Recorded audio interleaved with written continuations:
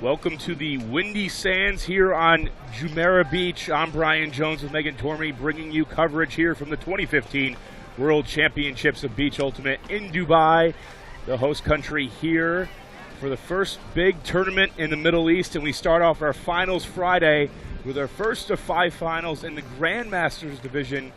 Some of the people who literally wrote the book on Ultimate. And we have a great matchup at Old School 1. Team Sweden versus Team USA. And Megan, this is going to be a grudge match and possibly the last tournament for Team Sweden to get some revenge from some earlier losses. Grudge match is right, and when you refer to earlier losses, we're talking years after years. Sweden recognizes that this might be the last tournament, as you said, for a number of players. So they are coming out gunning for the gold, nothing less. And we look at the other side of Team USA, who has cruised through pool play, cruised to this point, not been challenged. What can we expect to see from them? We're going to see really smooth offense from Team USA. There are a few players who are really big on catching goals for the United States, but as a whole, they do a great job of working it as a unit. It's just the select individuals who will be making the big plays at the end zone. So I think they're going to stick with what's worked with them so far in running smart offense. They're going to use their long game strategically. Other than that, they're going to work it amongst their roster. We might see a little more firepower coming out just because Sweden has had their eyes on this game the entire time. Again, the first of 5 finals here today. We're about to get started, minutes away from the poll on the field. As we take a look at the rosters from both squads.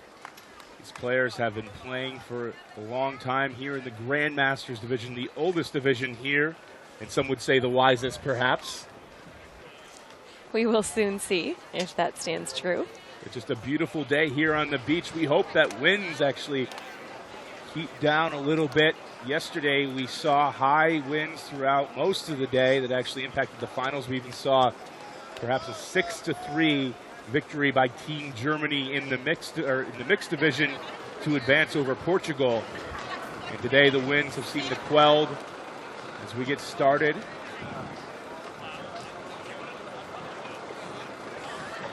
We have more finals coming up today, including Masters, Open, Mixed, and Women's. Mixed will actually cap the day here in Dubai and cap our week, which has been a great one. We started, Megan, on Sunday with our first showcase game. Got a chance to do some games with Evan Lepler. It's been quite the experience. What's been your favorite moment so far? I really enjoyed watching Team India come out and wow everyone on the field. It was really fun to see the firepower and the star power that they have.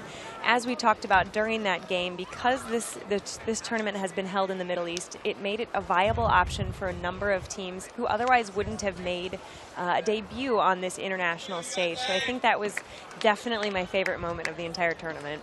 70 teams from over 25, looking at 25 countries. Yeah, like you said, Team India, the surprise of the tournament, and then we looked at other teams. Qatar, the home country, UAE was here, got to compete at the highest levels. Same with Team Kenya and Team Uganda as we look at the beautiful skyline here at the beach resorts. A fantastic vacation in the middle of a dark winter in the United States for both of us.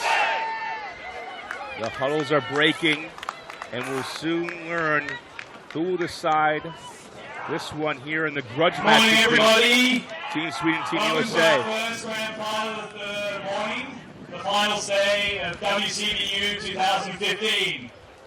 And we'll have to take some time here to listen in to the introductions. It's a grand final in 2 ways. It's the last game for the division, and it so happens the division is the Grandmasters division. Players are age 40 and over. So expect to see some very experienced, some amazing throws, some experienced players. First up, in the blue, on my right here, we've got the Swedish Grandmasters team.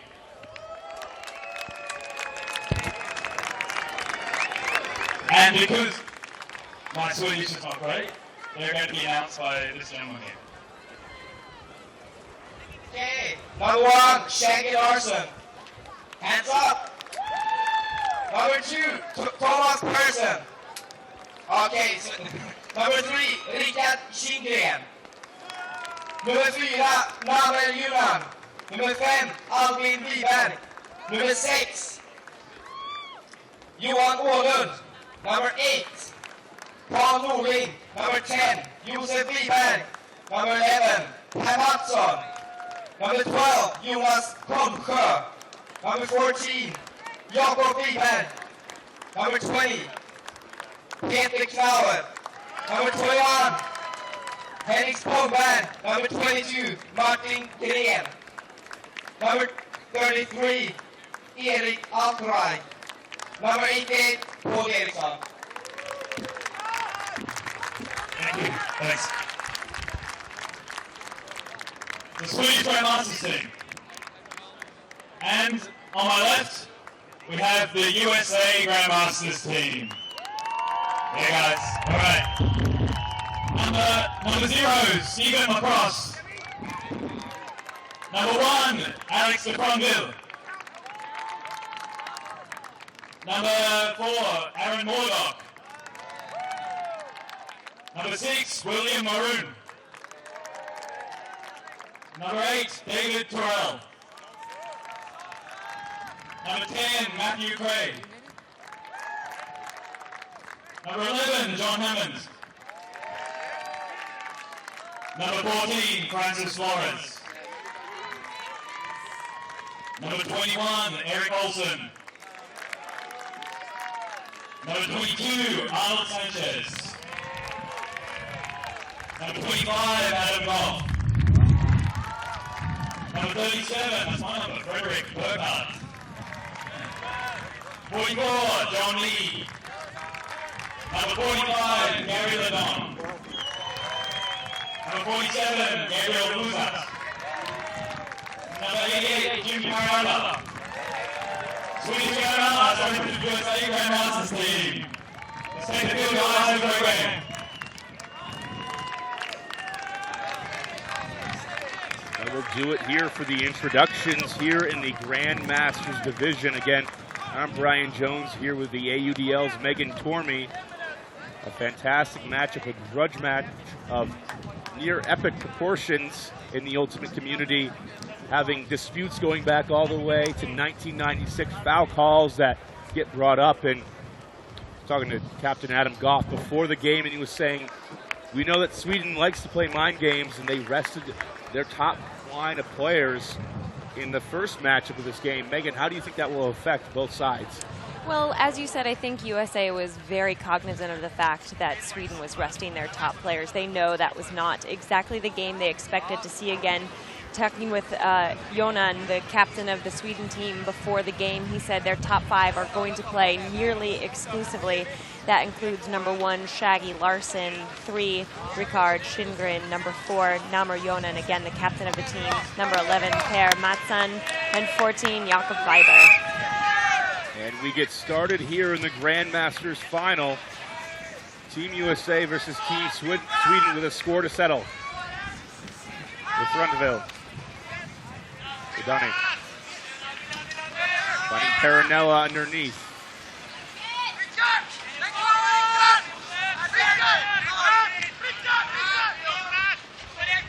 Quick movement by Team USA.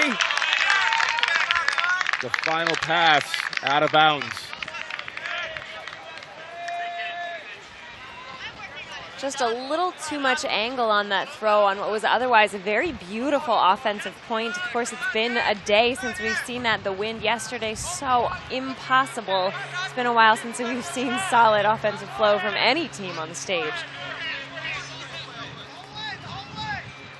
Just a little bit too hasty on the goal line for Team USA. Team Sweden will get a chance to strike first.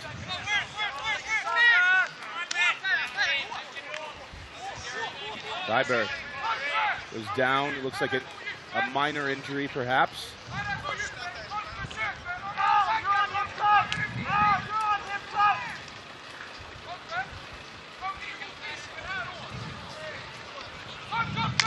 Play restarting for Team Sweden. Holmskog. Switching by the Team USA downfield.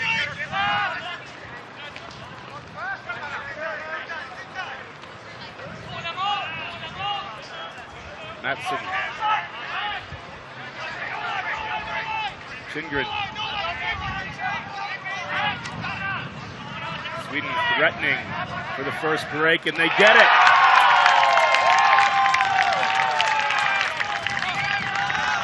Per Matson has probably been the single most largest offensive force for Team Sweden. He has thrown a total of 22 goals this game. Excuse me, caught a total of 22 goals, thrown 17 goals. Been absolutely instrumental in keeping the team going. And add one more to those totals. The USA actually had a dominant performance throughout this tournament, Megan. This is most likely the first time they've seen themselves being down in the game. And talking to Captain Adam Goff before the game, he was saying, we're treating this like this is a team that we have not yet played. Due to the fact, as we talked about before, is they weren't playing their top players. And I think that point was indicative of what we're going to see a lot from both of these teams. They're very proud of their offense, both very offensively strong teams. It's going to be a matter of who can generate a few opportunities and then convert on them. That's going to be the difference maker in this team of two offensive powerhouses. With the Swedish strategy, Megan, we've seen a lot of tired legs throughout this tournament. Do you think they'll be able to hold on throughout the rest of this game?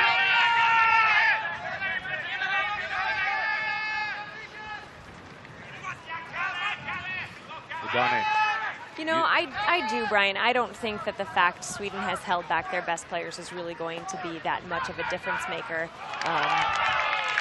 Like I said, they came out knowing that this would probably be their toughest game, and quite frankly, all of these players, very illustrious ultimate histories. It's not like the pressure is going to get to them in any way, shape, or form. A lot of big game experience on both sides of the disc. Foul called on the play. Ultimate is self-refereed. If you're a first-time watcher here, no referees, no officials. And WFDF rules, the World Flying Disc Federation, letting players resolve disputes on the field. Roon, dead for Udville. To the end zone, USA ties it at 1.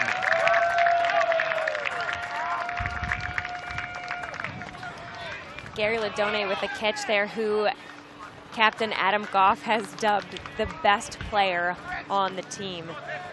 Probably not an incredibly well-known name outside of Chicago Ultimate, but I can tell you he has been absolutely a stalwart of Ultimate in Chicago. There's not a single person who hasn't played with or played against him. And for that reason, he's very well known for what he's capable of. He's incredibly fast. You can count on him to make tough grabs, tough plays, and a fantastic thrower. All around, excellent Ultimate player. Well, you're one of the experts of Ultimate in Chicago, playing for Nemesis, and also being coached, I believe, as a 19-year-old freshman by Adam Goff, the captain of the USA team. Actually, he was my first coach in Nemesis, so I was 20 if we're going to split hairs. And we will on the rest of this broadcast. 1-1, Team USA ties it up, still down the break. And with the wind holding on, not speeding up like it did yesterday, both teams will have an opportunity to play quote-unquote normal Ultimate.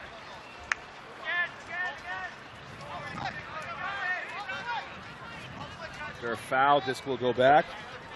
Matson. Union going deep for the score. Sweden goes up 2-1.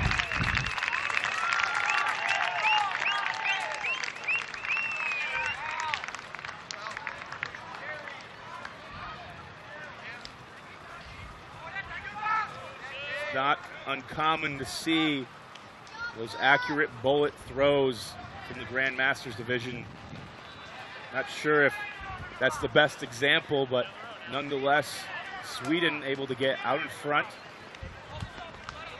Catch the disc for the easy goal.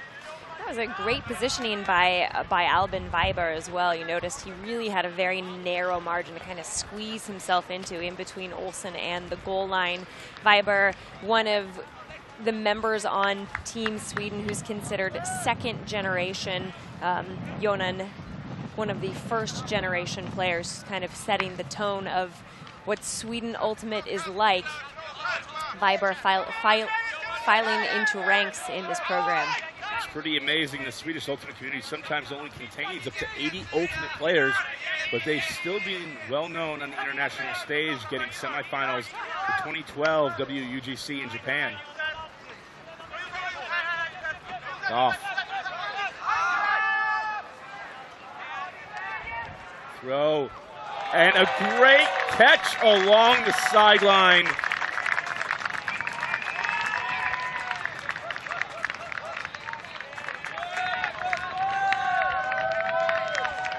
A player stunned on the field. We're waiting to see if there's a call. John Hammond.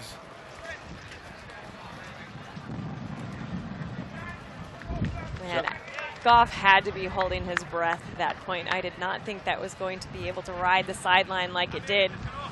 I wasn't sure who he was trying to target. I thought Goff makes a miscommunication error and Hammond saves the day.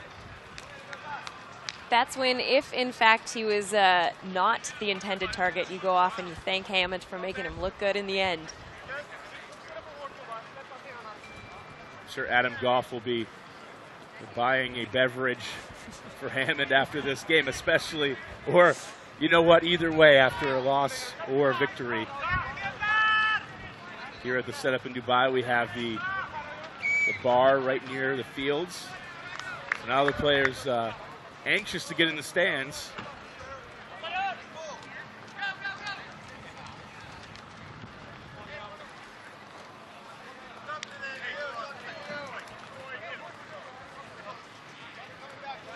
Ulan to pick up the disc for Sweden.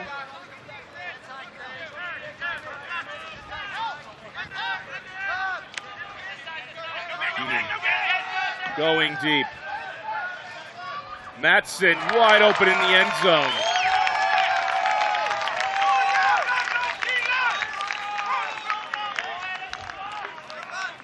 When Team USA said they were going to treat this game like it was a team they hadn't played, they were right to come in with that mentality. There's some adjustments they need to be made very soon for Team USA to not let Team Sweden do whatever they want on offense. Yeah, this is clearly the top of an already top team fielding at this point. That was Jonan to Matson, the head coach, the assistant coach on that throw. You don't normally see a finals that contains so many players that this could very well be their last international tournament, their last real game that they play. And for Team Sweden, after years of being beaten by Team USA, looking to score the one win, the last word for their ultimate careers. Team USA in the middle of the field.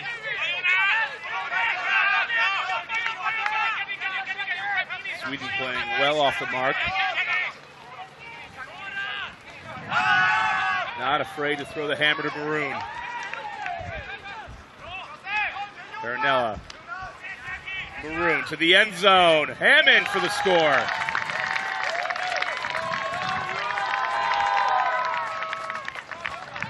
Back-to-back USA scores caught by Hammond. Known as the Kid. Strong all around, playing for Chain Lightning in the early days. Most likely part of the Chain Lightning undefeated sectionals run that actually ended as a result of the change in the Triple Crown Tour. I believe Chain Lightning back all the way to the early 90s. Just keeping track of all their sectionals victories, never suffered a loss. And every year I'd see him come on RSD and update the totals.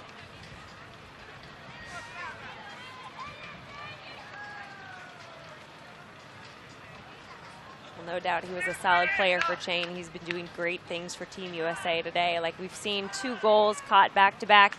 He has already caught a total of 23 walking into this game, 23 for the entire tournament. This game will move quickly. Both teams will need to adjust as soon as possible. 3-3, 12 minutes in, we will have soft cap at 45, which means we will add 1 to the highest score and play to that. And yesterday, we saw that happen more often than not with the wind. So far, pretty calm here in Jumeirah Beach in Dubai.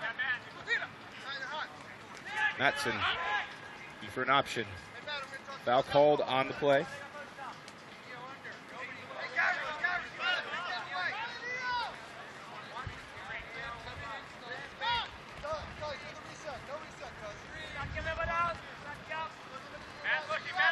Sweden towards their own end zone. And their first mistake of the game, but it looks like it's going to be a foul call. And some recreation going on, maybe some old wounds reappearing right away.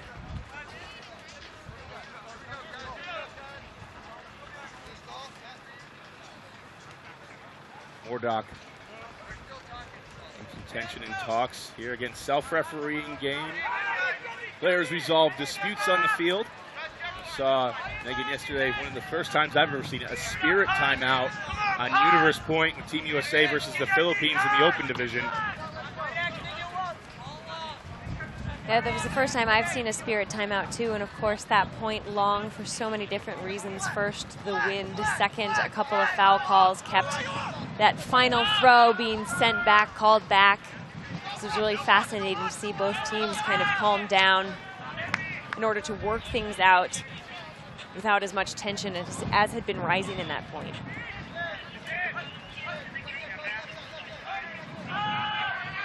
A blade, not in this wind, still enough to push it out of bounds. A risky throw. These throwers are the experts, are the elite with years of experience. Now here's where conversion becomes absolutely crucial for Team USA. They could have continued trading points for the entire game. These mistakes are going to be very few and far between. If the United States wants to win this game, they're going to have to honor this point. Foul called on the play. This will come back to the thrower.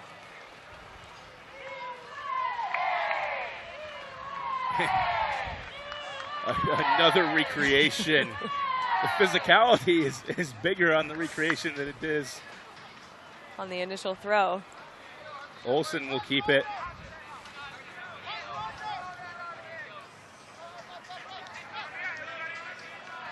You can see the defender leading on the mark. You know, Ultimate's changed in the last 20 years since these guys have been a part of it. Still trying to get an advantage. And a tip from Yonan gets the disc back after his earlier blade sent it way out of bounds. Pivotal point at 3-3. And we've seen playing on the beach is tougher than playing on grass. Megan, you got the experience in 2004 to represent Team USA in the mixed division. How much harder is it to run on sand and to keep your endurance up? It's so much harder, not only because physically you have to push through a substance that is shifting under your feet, but after that much effort trying to run at full tilt, you're so much more out of breath at the end of a point. Matson strikes deep for Team Sweden. Ends the long one, 4-3. And that will be pivotal to the Team Sweden that wants to keep their best players on the field. After hearing about through the week how dominant Team USA was, and you're looking at this final, and you always want as a broadcaster to come into a great game, and as a fans here filling into the stadium, I was a little concerned that Team USA might walk away with this, but after I learned this morning of Team Sweden employing a little bit of sandbagging, it looks like we'll have ourselves a great matchup. Yeah, and this is going to be tough for Team USA to adjust to such a tight margin in terms of the score. I don't think that the adversaries are necessarily what's going to be the difficult part, but rather keeping their mental game calm as they notice the score continue to be just 1 point apart. They Frondville. Maroon has to go to the sand to make the grab. Great find of an inside break. Caught. Greatest attempt. No one there. And that is why you always follow the disc. Let's see if it...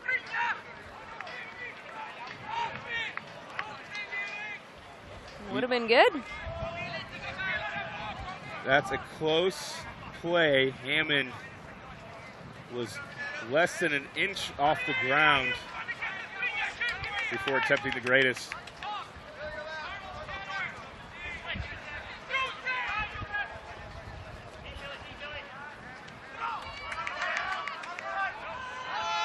Sweden with a chance to extend their lead. Maroon takes position and a foul call on the play, and you can hear the jeers from Team USA along the sideline. They don't like the call. Megan, what's your first impression of this one as we see the replay? I believe that there was contact, but not enough to impact the play. Absolutely. It looks like the call is taken back. Number 10 from Sweden, Viber, no doubt slightly frustrated. He's coming into this game slightly injured, wasn't sure if he was going to be able to play at all. Tweaked his hamstring this week at the World Championship Beach Tournament, so surprised to see him on the field at all. Parinella. There's a downfield Maroon. Parinella soon to turn 50. Still able to play ultimate on the large international scene. Over the top, finds Maroon for the score. Team USA ties it at 4.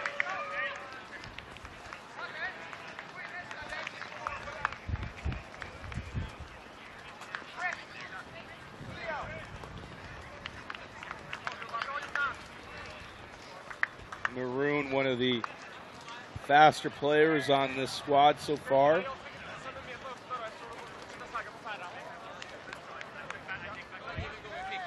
Played semi-professional from MLU Beach Masters, known as Billy. Yeah, Billy played in 2011 for the Beach Masters team, now making his first Grandmasters appearance.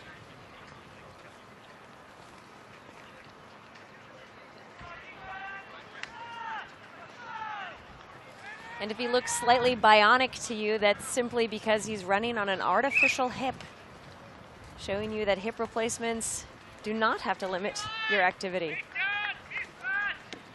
Great opportunity here at the beach.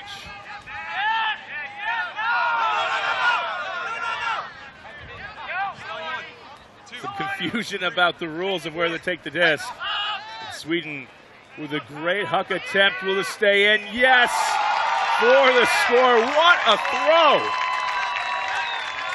I cannot wait to take another look at that one. I was sure that as flustered as he was, not realizing he needed to take the disc from the back of the end zone, he wouldn't have the wherewithal to put that, but that was fantastic. And Matson, of course, great body awareness, making sure he landed inbounds.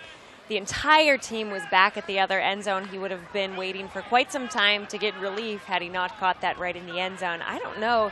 Brian, Team USA is going to have to adjust their defense on Matson. He has been a crucial playmaker for Sweden this game. They've been beaten deep several times, and Unen has been on the opposite end, throwing the disc for the score. Definite adjustment needed from Team USA. You look at the rosters we see here today, and you can almost trace a lineage back through time, through what people may consider some of the best players of Ultimate. You know, before there was Bo, there was Nord. Before there was Zipperstein in the middle of that. Before there was Nord, there was Fortunat Mueller. Before that, we're looking at players from Dog. We're looking at New York, New York. And we have that Dog lineage represented here today. Peronella, Dave Frundeville.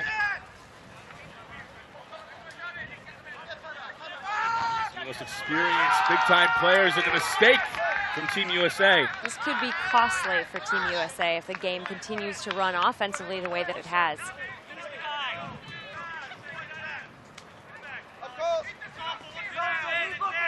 Play resumes. Sweden with a chance to bust the door wide open. Already up one break here in this game. Chingren with a disc. Upping into Peronella. And we'll have a foul call.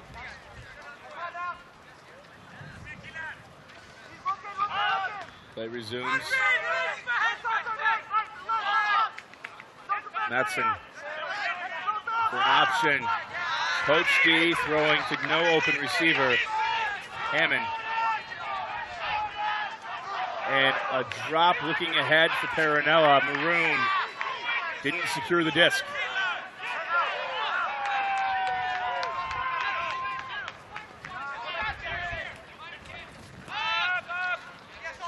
Like a little chip to the end zone. Grab for the score. Chingren comes down with it.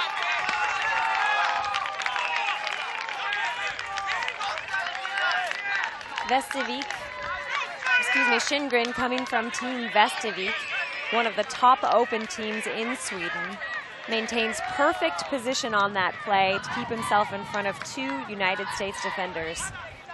Team Sweden so far able to put up great throws, play the position game, and Team USA does not have an answer. Yeah, really struggling to defend, and I'm sure this is a result of them not needing to play nearly as tough defense. The entire week leading up to this game, they've been able to rely on their strong handlers and fantastic receivers to win games.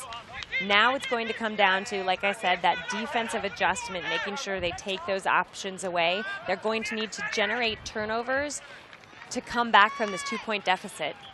And they have to avoid going down by 3 points because, as we've seen through this tournament, that is a death sentence for any team. Down by 3 has been unrecoverable at this point in time. Hammond scored several goals for Team USA. He's out in front, past the laying out defender, and it looks like we'll have a stall called. And it will be contested almost undoubtedly.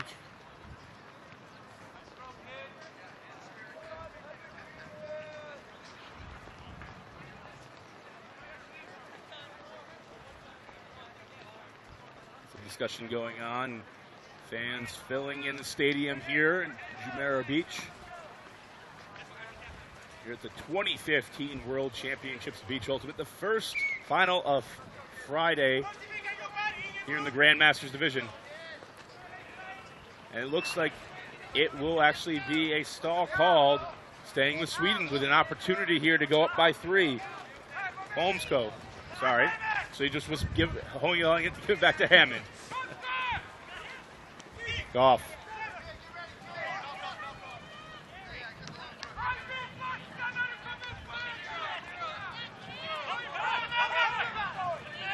Some discussion going on between teammates, figuring out where they need to guard, looking for switching opportunities, not playing true man-to-man defense. Goff.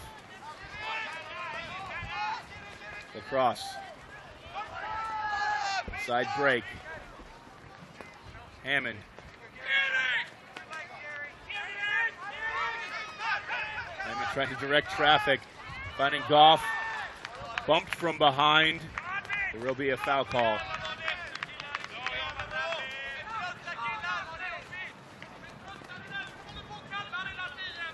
Megan, what'd you think of that one? I'm not sure.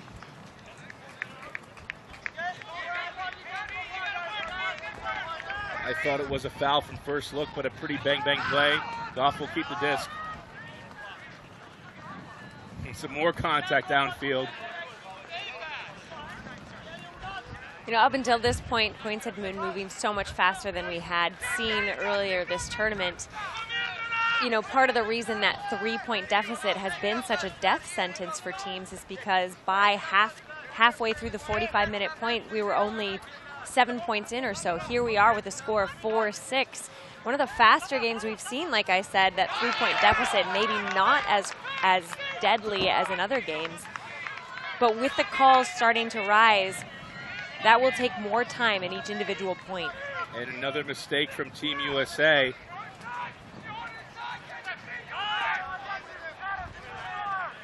Gives it back to Sweden and right back to USA.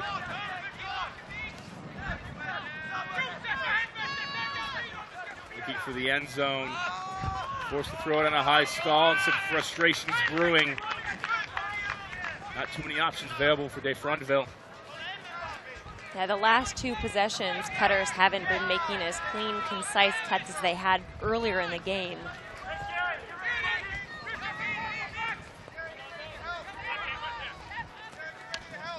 Wind starting to pick up just a bit.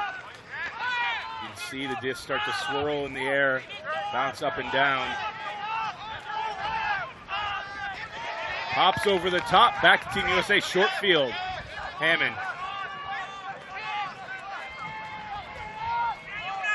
Fits it into the end zone. Put a call on the play, and looks like it will be a travel.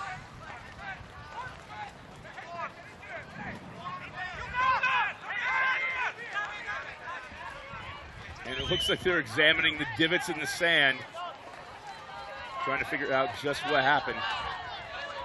A fruitless labor, if you ask me. I am surprised, however, that Hammond picked up the disc when he did. 3 of his teammates were way behind the field, giving him not too many options and not a very large margin of error for that throw. US will keep the disc, play will restart. Lacrosse.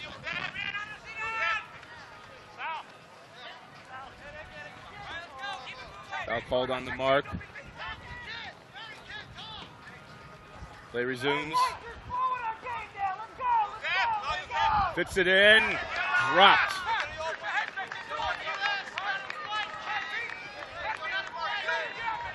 We're starting to see this wind hopefully not return to the heights of yesterday, but it is picking up. Goff chasing deep.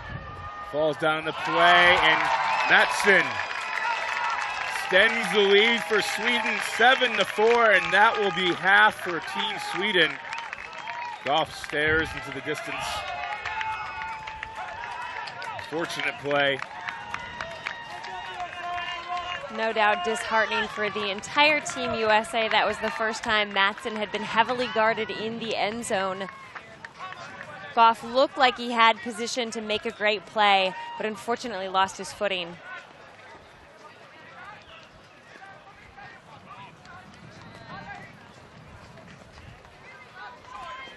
Team USA will need to adjust in these moments. It will be absolutely critical. As we head into halftime, we have more events coming up right after this. We'll have the Masters Open Final. Then we'll have Women's Open and Mixed to end the day. And I'll catch my 9:50 nonstop flight back to Atlanta, Georgia. 16 hours.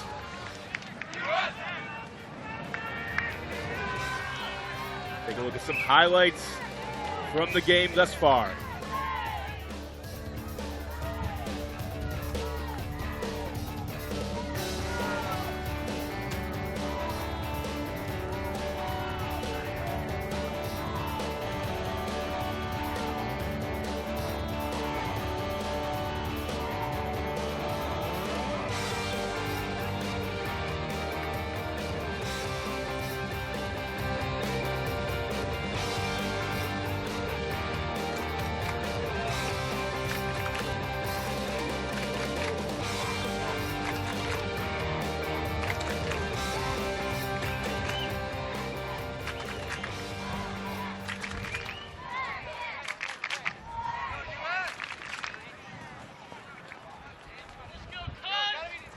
And we're back here for second half action here at the World Championships of Beach Ultimate. I'm Brian Jones with Megan Tormey.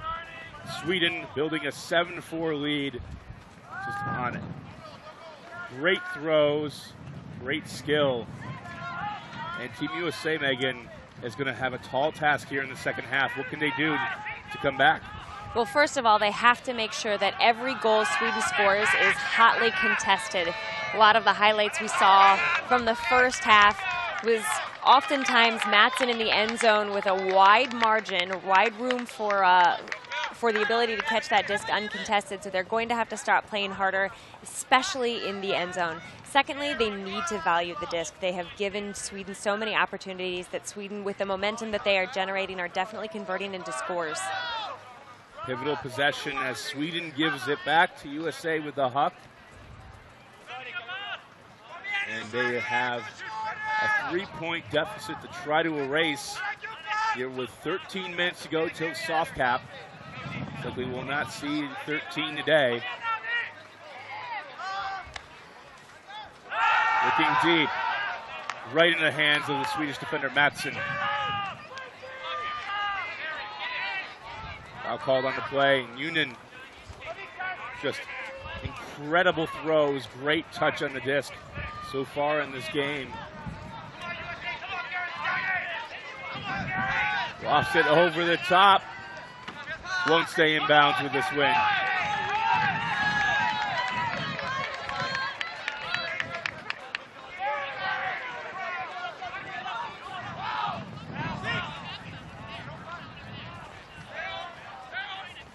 Call on the play after a drop. Standing around going on trying to figure out what happened in WFTF rules, and sometimes when the call is made beforehand. The United States do not have this time to waste. They really need to reserve those calls for actions that they feel greatly affected the play. This is taking up precious time that they need to close this gap, especially with the way their offense has been going recently. It's not 5 throws and a score. It's a little bit of struggling, of laboring. They're going to need every second they can get.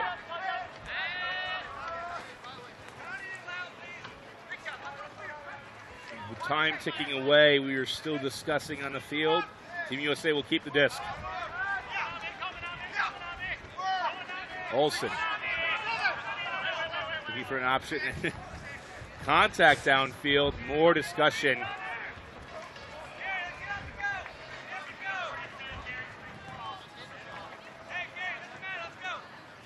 Both of these teams have been in this situation before, I'm sure. Many a time. We've talked about the old wounds. We've talked about there's a foul call still talked about from 1996 where Team USA was booed off the field after winning the World Championship.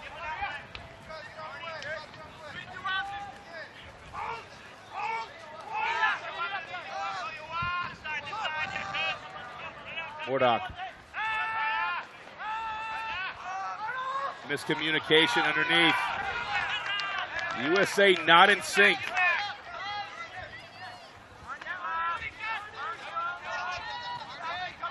And a foot block. Foul called on the mark.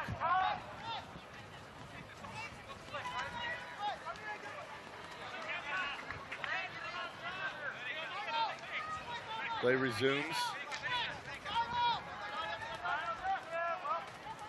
And another foul on the play. You see, going for the kick block. High arcing kick. Almost over the shoulder.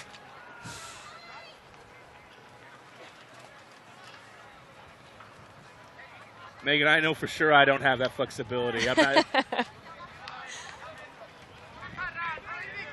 Well, I do, but I certainly don't trust myself to ever use the foot block.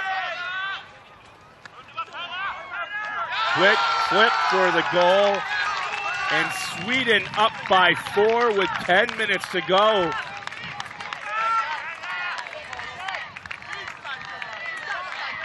Mattsson with the assist and Jonen with the hockey assist. Those two were part of the Swedish national team that went against New York in the Colchester finals. Like I said, all the way back from 1994, those two gentlemen remember losing to New York.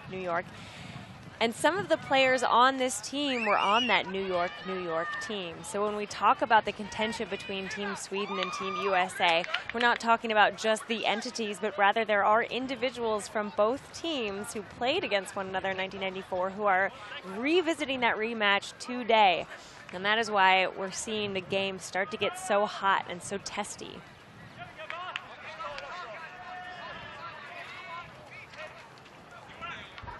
It has become the grudge match, but USA has not been able to counter of late, going down a break right away in the first point of the game, and then Sweden hitting throw after throw.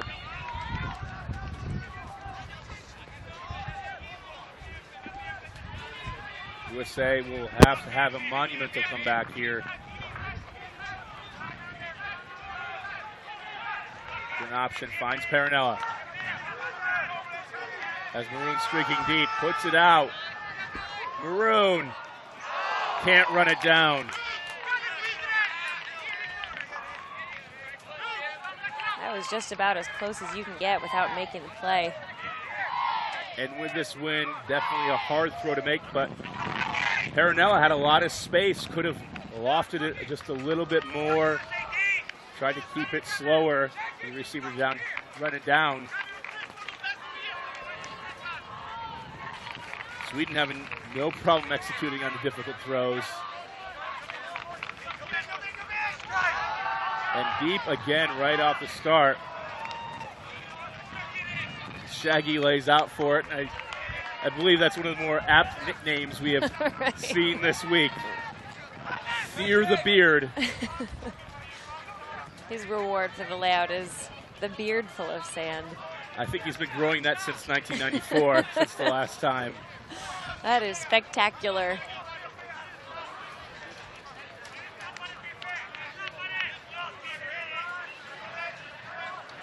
Shaggy Larson couldn't run it down now. Team USA. Terrell has Hammond. Goes for the hammer. And Maroon. And foul called on the play.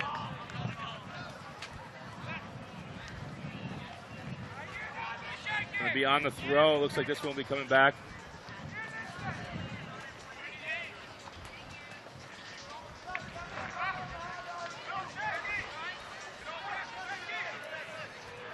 Team USA will keep the disc, but with nearly 5 minutes till soft cap, in dire straits. Terrell. De Frondeville. Hammond. Maroon. Off the ground to Parinella.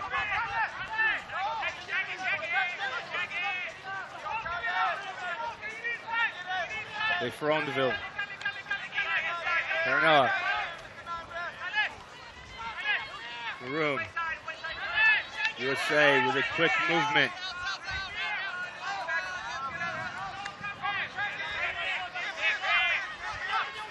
Parinella.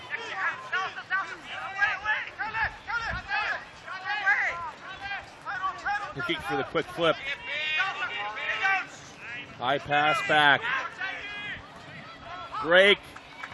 USA stops the bleeding within 3, but a lot of work left to be done.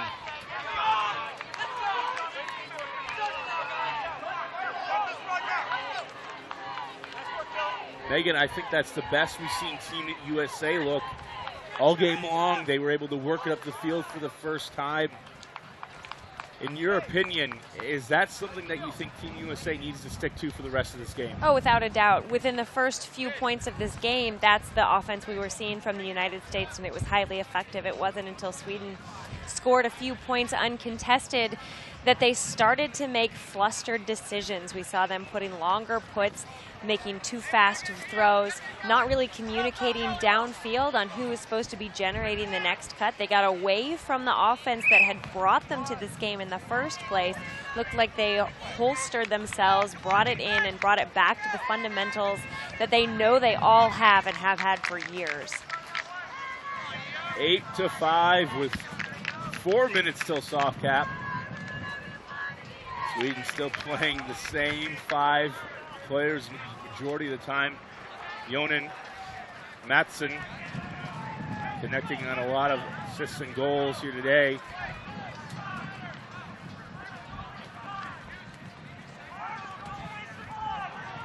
You can hear calls from the USA sideline, don't waste the clock, as they argue out the foul call.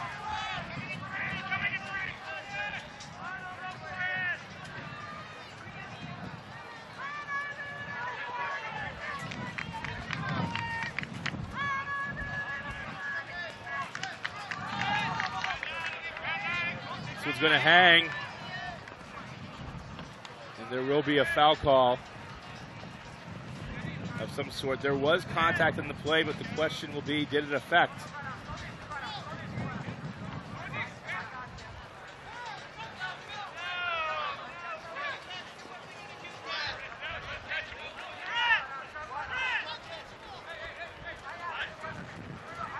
Burkhardt having a discussion here, referencing the sideline, trying to figure out what the correct action is. Looks like he will uncontest the play. So not sidelines trying to say it's uncatchable.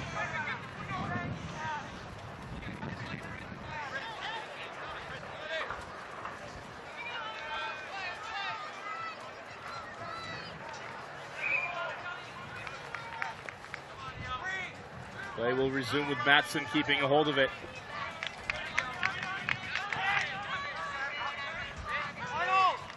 Jonen usually on the other end of it. You know what, Megan? I don't know what's going on anymore. A lot of discussions right now. We have to figure out exactly what happened, but it looks like there was a violation perhaps on the restart. Somebody not lined up in the correct position.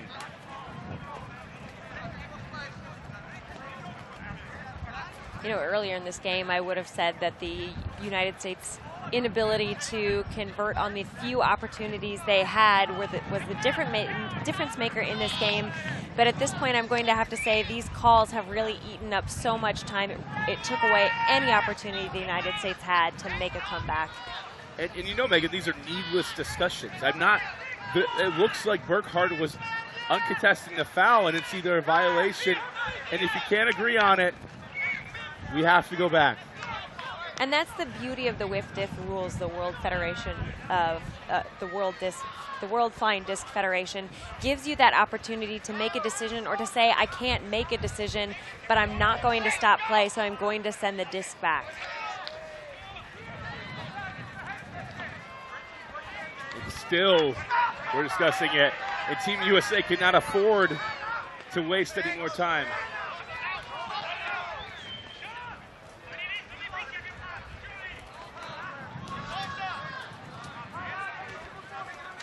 And it looks like we're about ready to get restarted. Mattsson still putting it deep. This one is low, gives it right back to Team USA. Going deep. Too short for the receiver. Going into this game, Goff said that the United States would really need to be very critical with their long game, using it appropriately. I feel like when tensions started to mount, they started to throw those longer games almost as a gut reaction, as opposed to pausing, thinking about what movements would really serve the offense best in that moment.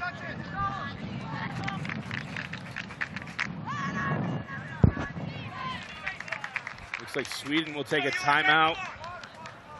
And we have reached cap, so we will play this point and then add one to the highest score.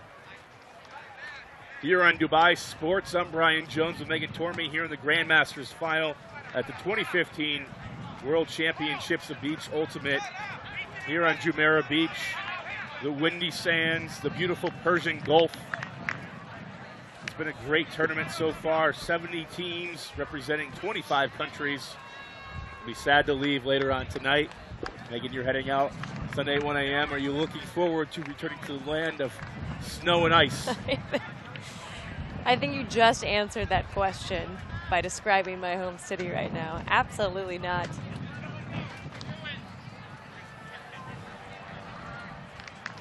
We will have coming up next in the open division at 11:25. We will start our coverage. The Masters teams battle it out through supremacy.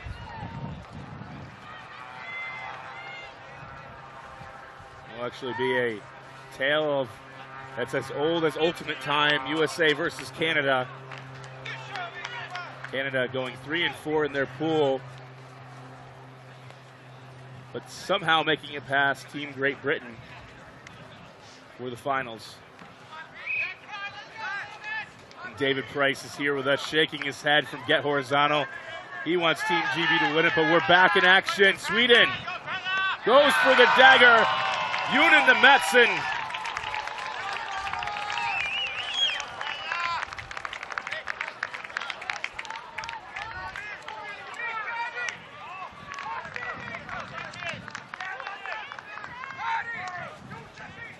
And the number we've seen in the end zone so often this game, number 11, Pers Matson. We saw him start the game with a deep cut. We saw him do it again and again and again. You would think Team USA would say, you know what? They're going to throw it deep to number 11.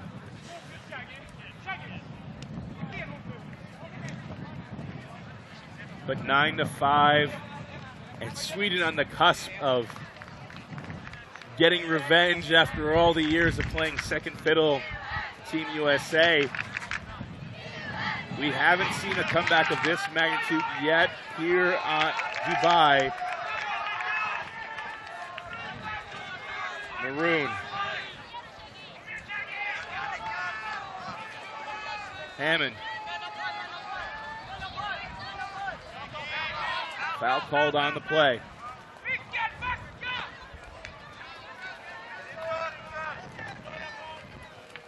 Hammond.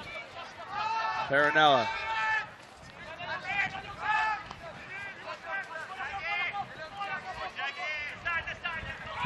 Dump swing action from the U.S. may be too late. They try to run a more efficient offense. Foul called on the play. Megan, there's been this old school marking mentality that I've seen throughout this tournament where players are wrapping at this. Contact is happening already. So we take a look at the hammer in the back of the end zone. USA staying alive. But we've seen this mentality of wrapping around the thrower at all times, having physicality on the mark, and that's something we've seen go away in the U.S. and mostly due to the contact rule. Yeah, and I think both you and I agree in that taking a step off of your mark really allows for you to react more quickly on the mark and take more throws away. It can be so tempting, though, to put that kind of pressure on.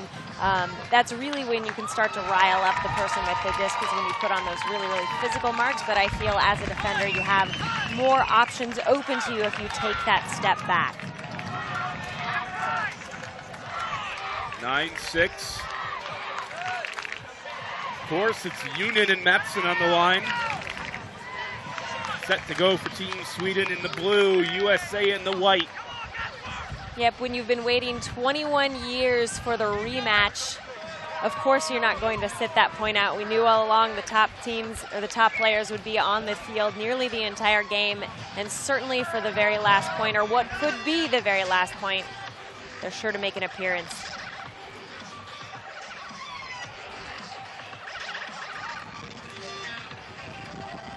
9-6 Sweden.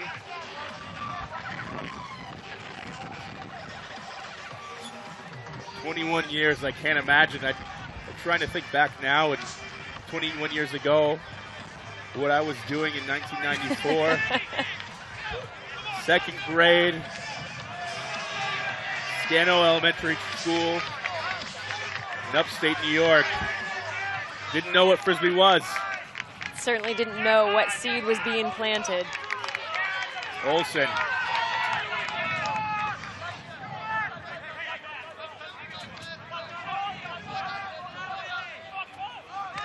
Frondeville. Hammond has an open man. USA lives.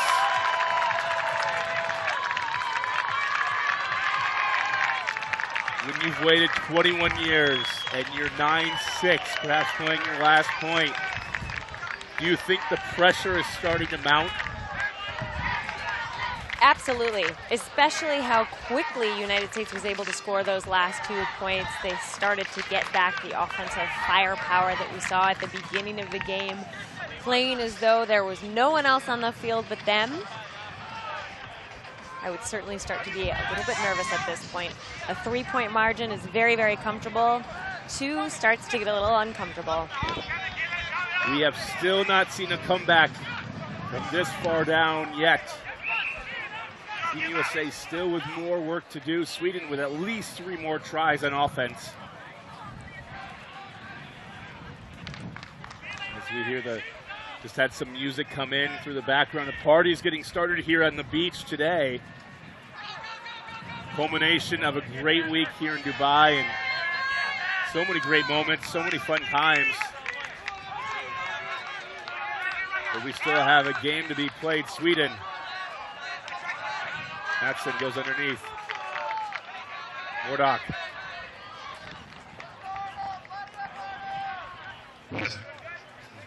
Stoppage on the play.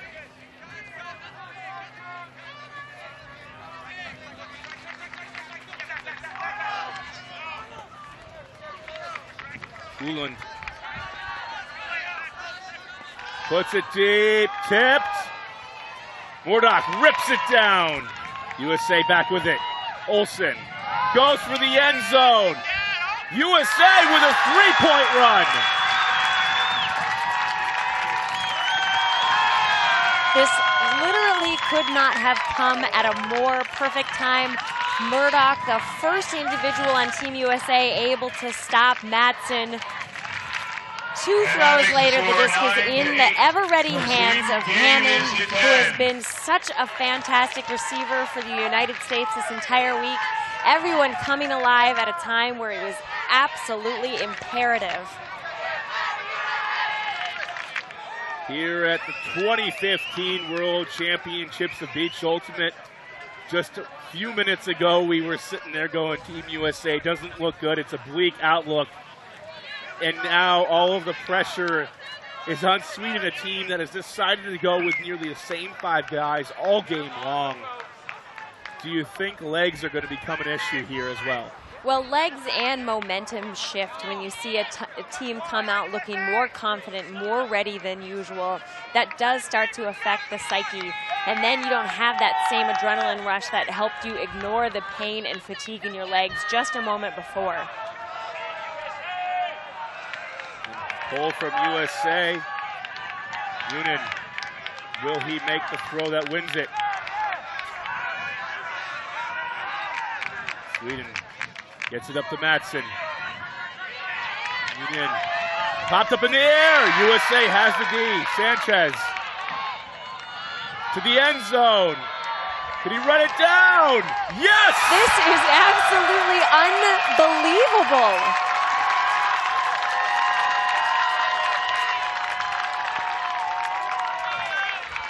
Nine universe point here in the Grandmasters final. Team USA, 21 years of history against Team Sweden.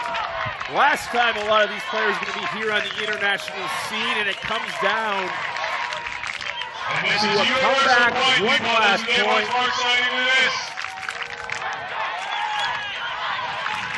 Not 5 minutes ago, I thought this game was as good as won by Team Sweden, but USA saying not so fast. Coming in with the defensive prowess we needed to see earlier in this game to prevent this necessary comeback from Team USA. But like I said, when it matters most, it doesn't matter if it's late to the party as long as it arrives. The hairs are standing up on the back of my neck right now. I'm ready to go. We're here. Brian Jones and Megan Tormey. Universe Point 9-9. Team USA versus Team Sweden.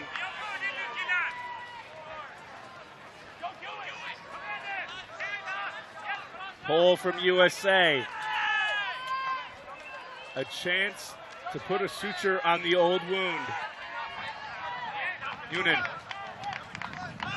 For Madsen, of course, double teamed. Too far. USA will pick it up.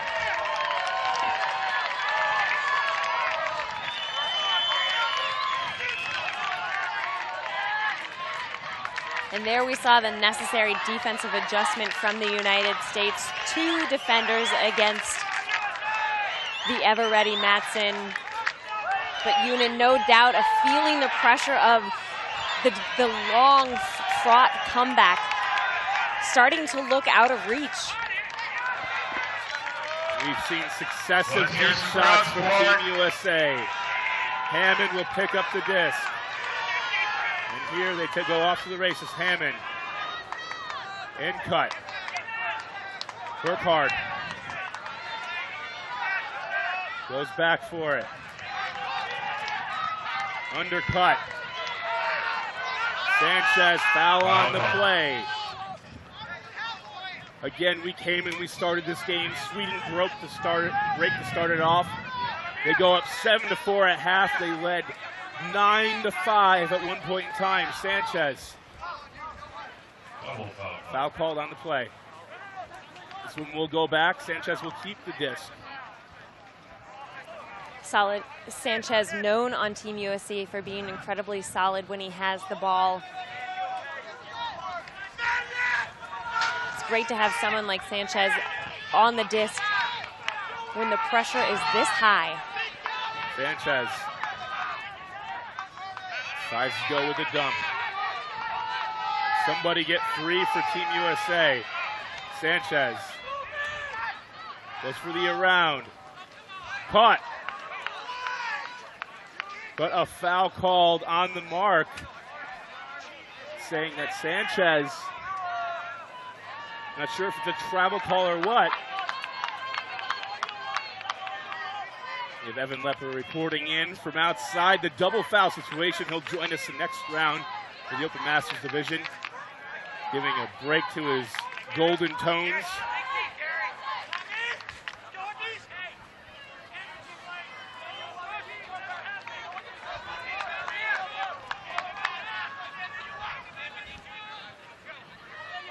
Play will resume. Sanchez.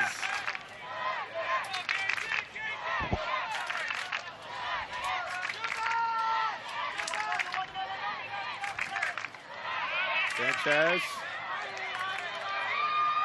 gets it off. Mordock. There was a call. Call on the play. Looks like an injury called by Madsen, and that's a huge loss. Undoubtedly very disappointing for Madsen, who's been vying to be in the point that wins it all for Sweden. Burkhardt just open deep. Camera can't see it in your view, but Burkhardt's got 20 yards on the next closest defender, and there'll be a substitution. After the injury, Team USA will bring in Eric Olsen. And Mordock gets the crowd riled up. 9-9. Olsen. Nobody back. Will he take the shot? Goes over the top for Burkhardt to Team Sweden. Turnover. Now Unen can win it with his arm.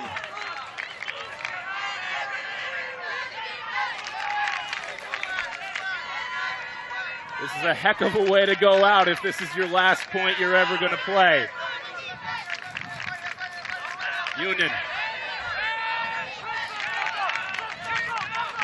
puts it around, has enough bend. Hammond, Burkhardt, Unen.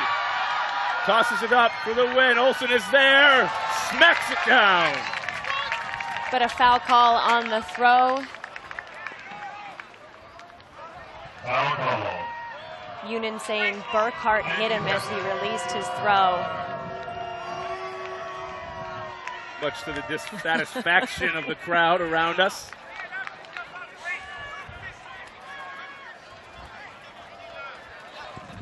Ultimate, of course, known for its heckling and jeering.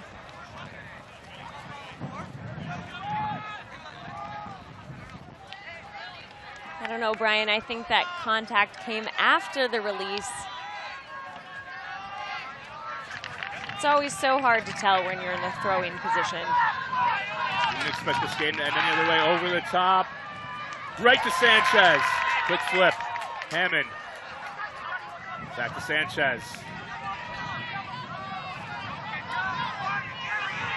Up the sideline. Can he run it down? Team USA does it! But a travel on the play. Foul call.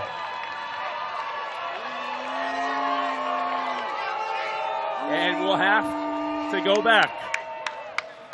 The point, the players that aren't ready to end their career. Push off foul call. Push-off foul call on the throw. We saw the replay earlier. I really couldn't see where the contact was.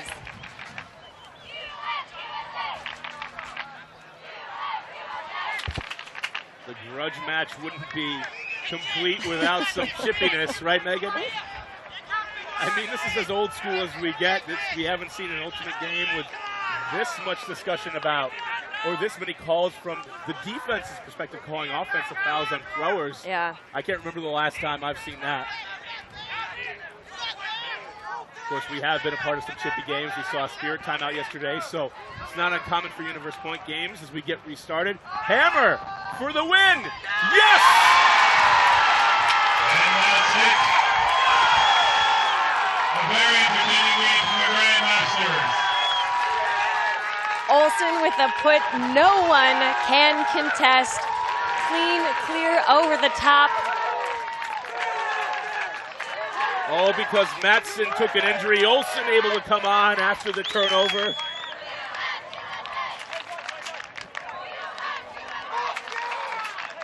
Hammond doing his best gladiator impression. Old wounds are reopened for Team Sweden as Team USA would never quit.